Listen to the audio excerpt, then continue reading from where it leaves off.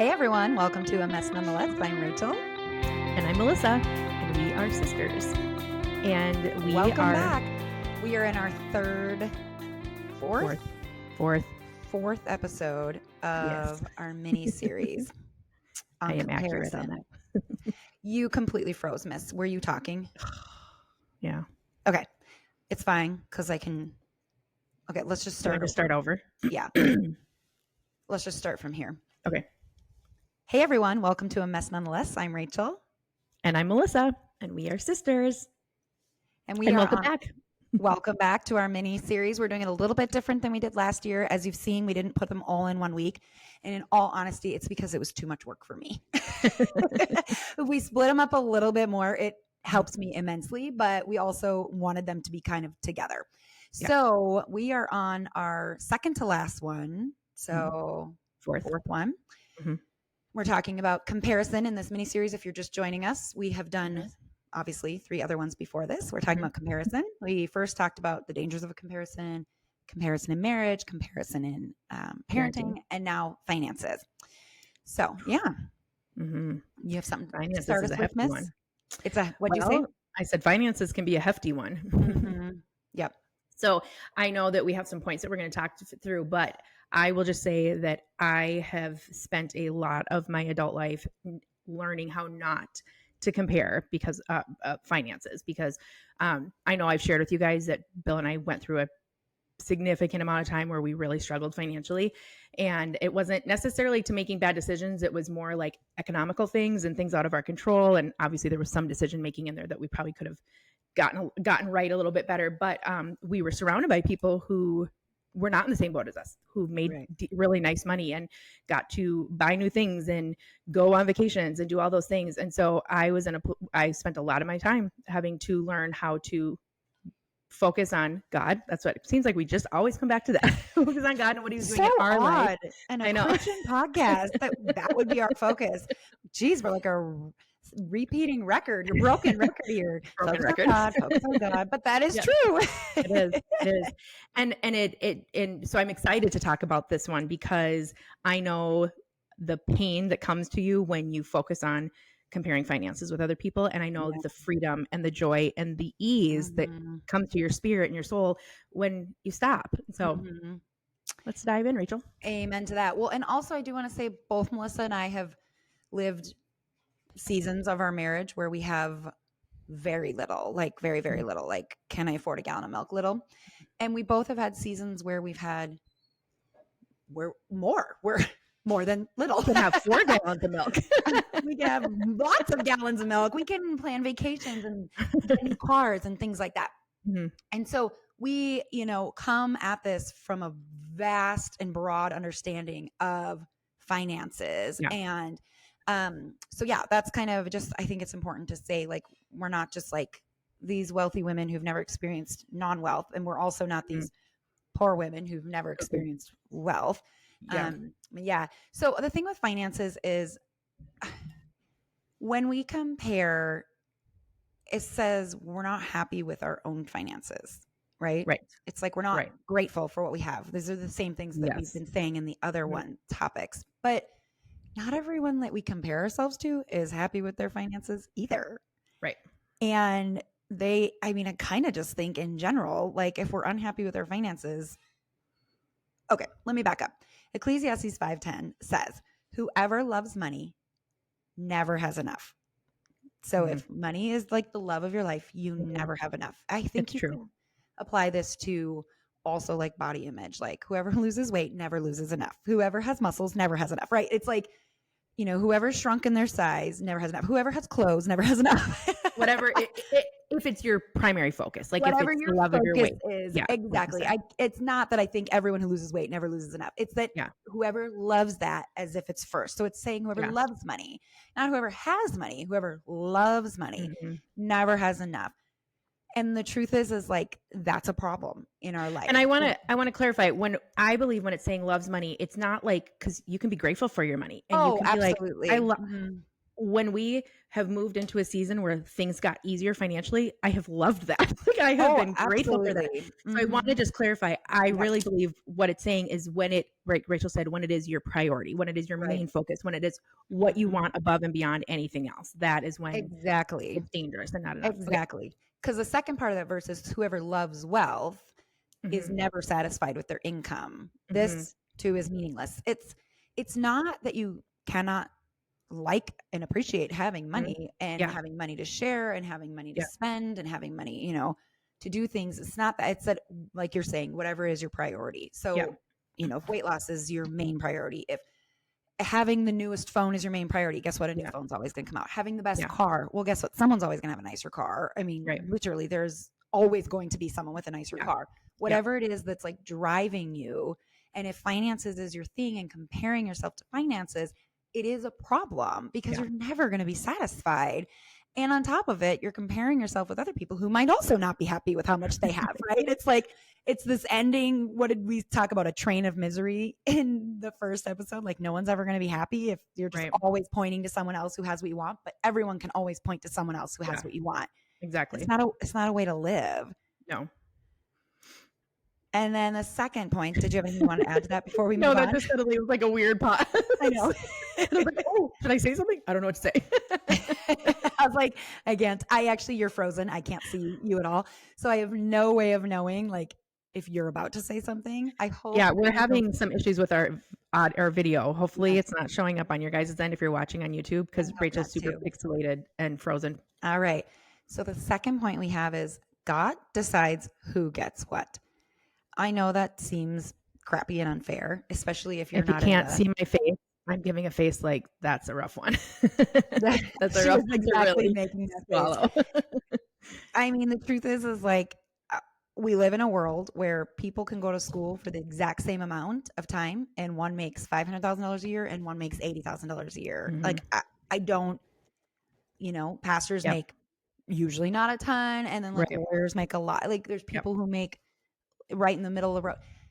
At the end of the day, God decides what to call you into, like what path you should be on, Mhm. and what your family is going to take from it. And not only does he decide, it is his money, Right. like that he is allowing us to use. And Right. I think that when we can look at our finances, that has been a game changer in my mind years ago when I was struggling, is like, okay, whether I like my financial situation or not, whether I understand why this is where we are or not, this isn't even my money. So he's just giving me this money to use. Mm-hmm. So Deuteronomy 8:18 says, "But remember the Lord your God, for it is He who gives you the ability to produce wealth." Like He has decided. Mm-hmm. Honestly, there are some people I know who are like, "The Lord knew I wasn't to be trusted with," and then pick something like wealth, or my one friend with large boobs. She was like, he knew if I had large boobs as a child, as a high schooler, as a college student, I would have been very untrustworthy with that. That's hilarious. Oh my gosh. And we can't look at each other and ourselves and decide we can't know what God has decided. We cannot know what he knows. Right. And the truth is like, go ahead. Well, one of my favorite parables is where the guy comes to the farmer in the morning and he's like, I want to work for you today. And he's like, great, start working and you'll work for $1. Let's say, I'm just going to paraphrase. And then 2 hours later, another man comes. He's like, I want to work for the rest of the day. He's like, great, you can work for $1. At the end of the day, like another guy comes, he's only working for a couple hours. He gets paid the same. And the guy in the beginning is like, wait a second. You gave them the same amount as me and I was here all day. But it's like, well, but you said yes to it. Like you knew the terms of the agreement. You two. Yeah. Exactly. The rest of them had nothing to do with it. This is what, this is how I wanted to do the wages. And so I think about that a lot in regards to this. Yeah. Like our income and the way that I spend money, and your income and the way you spend money, and then my neighbor's income and the way it's all between us and God. Exactly. Has nothing to do with each other. It is not a community issue. Yeah. Exactly. Well, and the truth is like, so we have this friend who like loves to shop, and she shops all the time, and she's great at giving gifts, and she always has an abundance of things to give away. And we actually have an aunt like that too. And the truth is I don't think this is an issue in their life, but we could be like, oh my gosh, I just wish I could shop that much. I wish I could spend, all that money, and I wish I could have those new clothes. But the truth is like maybe it causes an issue in their marriage. Yeah. Maybe it's an issue of sin. I'm not saying it is. Right. The point is like we could look at someone else and be like, I wish I could have that, but maybe it's actually like a stumbling block for them. Right. Right. And if that friend or that aunt is listening, I don't think that is true. I'm just saying you never You're just know. giving an example. Well, Absolutely. or like you could look at another, couple's finances and be like, oh, they're so lucky that they make so much money. And yet the wife could be like, I never see my husband. He's a workaholic. Right. He's never home. Mhm. Yeah, he brings home good money. Or you could have it where they're making really good money, but maybe there's an abuse in the marriage or an unhealthy, like money does not represent the ultimate success. Like it is not the thing that defines we're good. Like, and so yes. Well, and the flip side is you could be like, that husband is home all of the time. Like, I wish my husband could be home that much, but maybe the sacrifice is that they make less money. Like, right. And hasn't chosen a career where it's going to be tons of travel or, the truth is like, it's just, there's so much to it that we don't know and it's not our business. It's true. It's true. And the more we can remember, like it is God's determination who gets what and who gets it when, like that, then it just becomes not our business. It's true. And I think that's super important. And then our last point is like desiring wealth above all is by definition greed. Yes. And so Melissa was saying like, well, I don't think it's bad to desire wealth. You want to talk a little bit about that? Because Rachel and I were talking before we started and we were just kind of going over the notes. And I said, I don't want to communicate that desiring wealth in and of itself is sinful or bad, because I have desired wealth for a lot of years because there was things that Bill and I wanted to be able to do financially for other people, like take care of other people. I mean, of course it would be nice to like not have worried about money, but it was bigger than that. Like we really, really wanted to adopt for a lot of years. And that was something we tried to do several times. And like, we love when this doesn't sound weird. We love when we see a need and then we can fulfill it. I don't mean I love seeing a need. I hate when people are in need, but when we can be fortunate for me that you have a need. I had already been wishing that I could fulfill a need. I know. I was like, that sounds really weird. I love that you're in distress. I never would have heard it that way, but I love that you disclaimered it anyway. And so I just want to say that if you're in a place where you are working towards making more money, especially from a taking care of other people's standpoint, that's beautiful. And, but of course, the thing is that it can become our main focus and we can become greedy. And what happens a lot of times, unfortunately, is the more money we make, the more we hold on to it, the more we don't. I swear some of the wealthiest people I know are the stingiest people I know. And it's gross to watch. And so, I mean, it reminds me of the woman in the Bible who she had 1 penny and she gave away her 1 penny. And the rich men around her were making fun of her because she only gave away 1 penny, but that's all she had. She gave everything she had. She gave everything she had, whereas they were like holding on. They were bragging, basically because they could give so much more. They had so much more that they weren't giving. And so, yeah. It's so true. And the truth is like desiring wealth above all, greed. It brings problems down on us all. I mean, Jesus talked a lot about money and the problems with not money, the problem with the love of money. Too much love of money. And Proverbs 15:27 says, whoever is greedy for unjust gain troubles his own household, but he who hates bribes will live. So like whoever's greedy and like at whatever expense, whatever cost I can get there, that brings trouble on our household. It does not end well. Like, it's so important to keep our hearts in check about all things. Yeah. And money is definitely one of them. Absolutely. And then comparing, like we've already said, we believe biblically, like that comparing is a sin. It is not in God's will.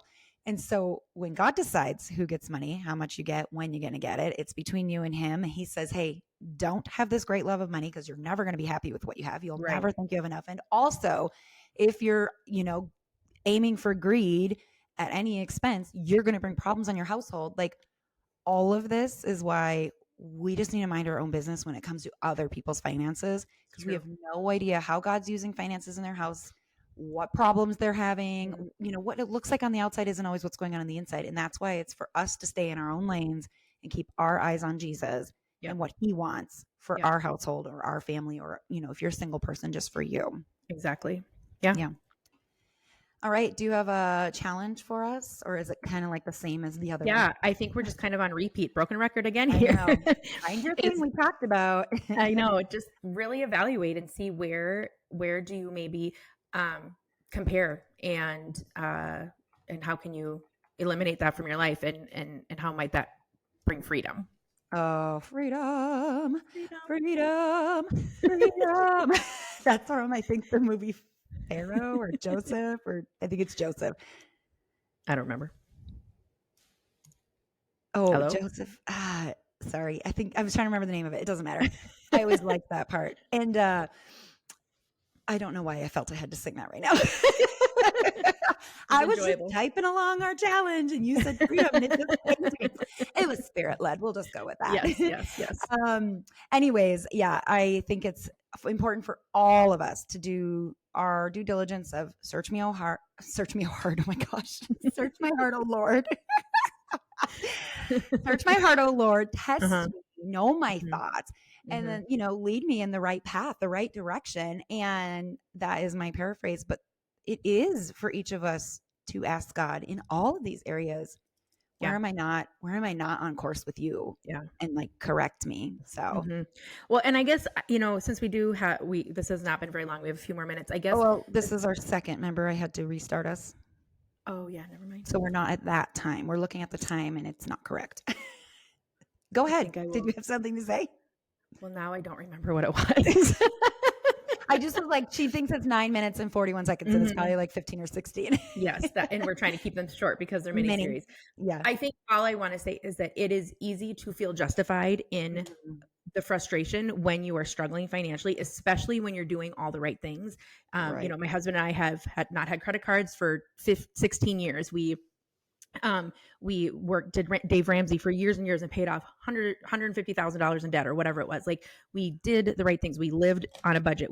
And things were still hard for a long time. And what I can tell you is that living in that place of comparing and being frustrated about what it seems like other people are getting to do when it feels like you can't, you're missing out on anything good going on in your life. Because I promise you, God is blessing you, even if you don't see it, because even if it's coming at an avenue that maybe you wouldn't have chosen. Like, so for example, for a long time, Bill and I could not afford to do hardly anything extra, but God would take care of us through other gifts from other people, which were ridiculous and amazing and like over the top sometimes.